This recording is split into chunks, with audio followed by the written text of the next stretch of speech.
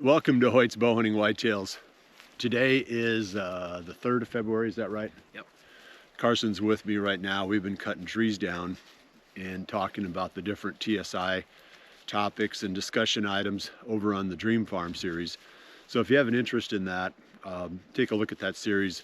We've been going, not every day, but once in a while we do an update on what we've been doing and why. But on this episode, I want to talk about what the deer see from their beds. And that's been something that we've really talked about and looked at as we're doing these cuts. There's beds that we see all the time up in here, obviously. I mean, we're cutting these ridges and these bluffs, and there's deer beds all around there. So some of them, when we get up to them and we look down the slopes, you can't see anything. And some of them you can see a limited distance. Some of them you can see all the way to the valley. And then as we do this TSI work, we're going to change a little bit of what they can see also. Everybody talks about how hard it is to sneak around in this country because the deer bed high and they can look down into the valleys. And if we're traveling through these valleys, are they seeing us? And that's really the question. So hopefully by the end of the episode, we'll have an answer for you. Hoyt's Bowhunting Whitetails is brought to you by Redneck Blinds, Code of Silence Apparel, Hunt Stand Pro Whitetail, Fuse Accessories, Elevate Tree Stands, B3 Releases and Broadheads, and Hoyt. We're cutting up on top of this ridge, and there's some beds that go around it and out onto the point. And I wanted to show you how they bed. And I know we've talked about this a number of times on the Bowhunting Whitetail series, but I want to talk about how they bed. I also want to show you how you can, by making it thicker, how you can sort of keep them from seeing you when you're coming and going. Because everybody just stands around and they think, oh, I can see a long ways. Well, what they don't realize is the deer are down here when they're bedded. Probably even lower than this. That changes everything. So we'll look at some beds here really quick, and I'll point them out. And then I'll show you what it looks like from the deer's perspective looking down into the valley. Okay, so here's one. And here's one right here. I know they're hard to see in 2D. They're easy to see just walking around here, but there's a bed right here. The deer would presumably be, that's north, would be bedded here on a north wind. And then they have the benefit of the wind to tell them if there's any danger behind them. And then they can look down the hill and they can see any danger that's on the downwind side. They like to bed on the downwind edge of these ridges. So we'll go out on the point now.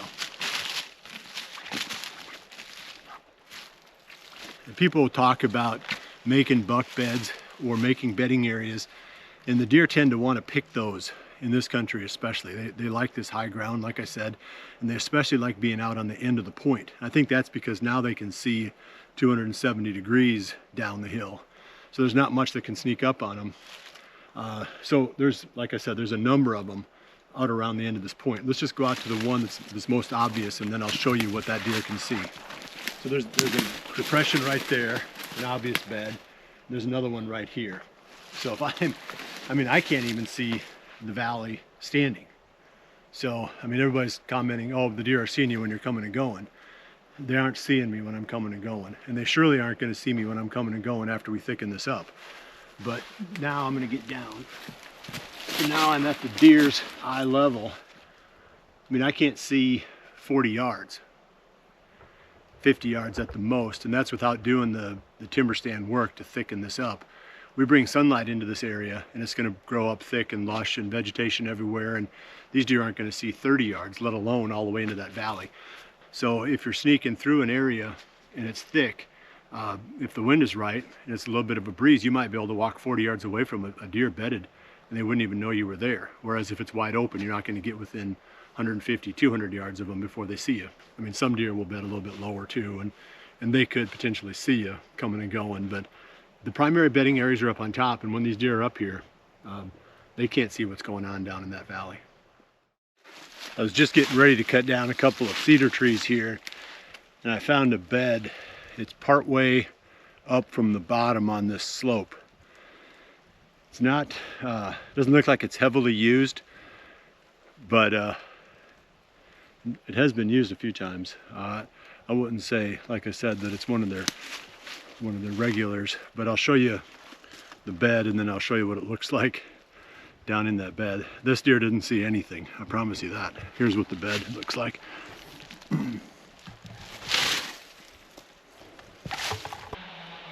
The deer can't see a whole lot from this bed.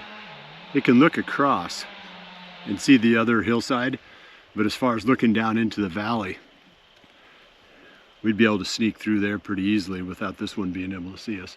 I know there are going to be spots as we go further up here that have better view down into the valley, you know, where we travel through, but this deer would never pick us off. I was cutting along this edge and I found this bed. This is one of those side hill beds that I was talking about. This one you actually can see down into the valley. And there's a real heavy trail. Carson's actually standing on it. It goes right through here. And there was a couple of beds right below that trail. Here, we'll show you what this one looks like, but it's a pretty distinct bed. I'd say this one gets used a fair amount.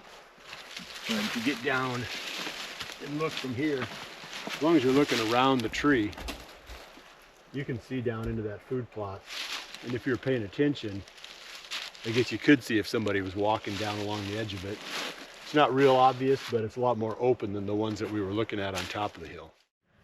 This one it'd be on the north side, so on a south wind, this would tend to be where they would bed.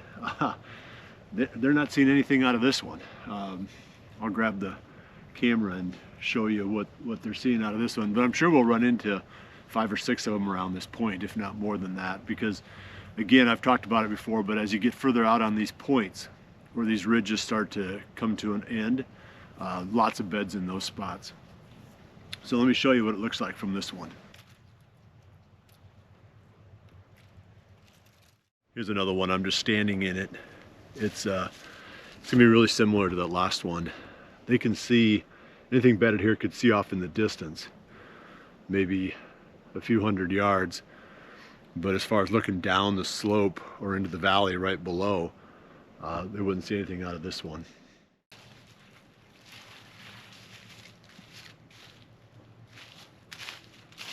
Trail here. Let's go up, see if we can find some more beds up here. Here's another one right here. Looks like this one's getting used quite a bit. Now we're on the other side of the point. We're on the south side.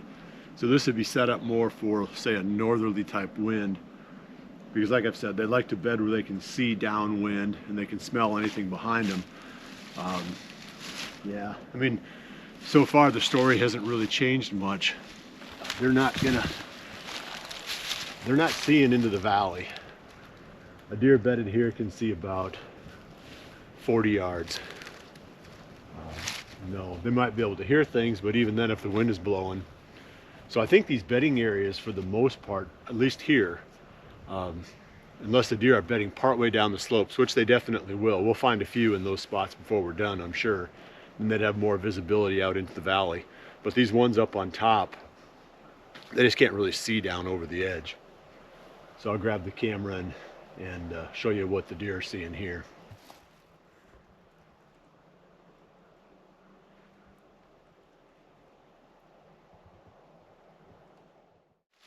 On this one, the deer could see a little bit, but again, they're not seeing into the valley. It's the same story. They can see about 30 or 40 yards. I think you're getting the idea. They're not as secure in these bedding areas as what people think. And I proved that to myself a couple of years ago when I was hunting on that lease. I'd go in at midday and I'd sneak into the bedding areas. As long as it was windy so they couldn't see me, I would go really slow and I'd glass ahead. And I could see them in their beds sometimes. And you could maneuver around them. They weren't nearly as alert as what we think. I think once they bed, they kind of, they just assume that they can let their guard down. But you wouldn't want to do it if it wasn't windy. That wouldn't work. But I think you can sneak into bedding areas as long as you go slow enough and glass during the middle of the day.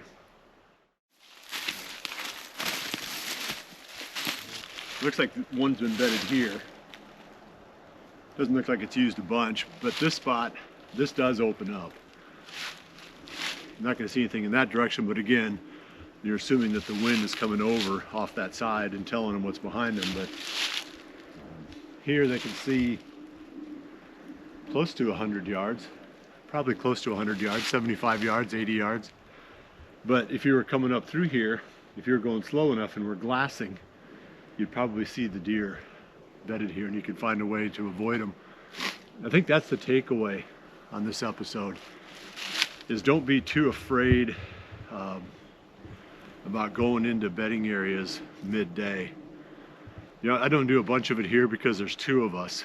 You know, it's me, the cameraman, and all of our gear, and it's not the same as one person sneaking by himself. It's a lot different. So I'm a little bit shy about doing it right now with the cameraman, but when I was hunting by myself for a couple years there, I had a really good success. Killed 2 nice bucks in the afternoon in bedding areas where I snuck in that day, that midday, to get to those spots. So it's a strategy to consider. Again, they can't see as much as we think they can, and I know they let their guard down. So hopefully this gives you a little bit to think about, maybe another tool that you can use during the hunting season. But we'll wrap it up here, and I'll keep coming up with more. There's another episode I want to do too, talking about what the deer ate on the farm this winter. We'll go around and look at all the different spots where I had food planted, and just kind of get a feel for what they ate, and you know, take a deeper look into that.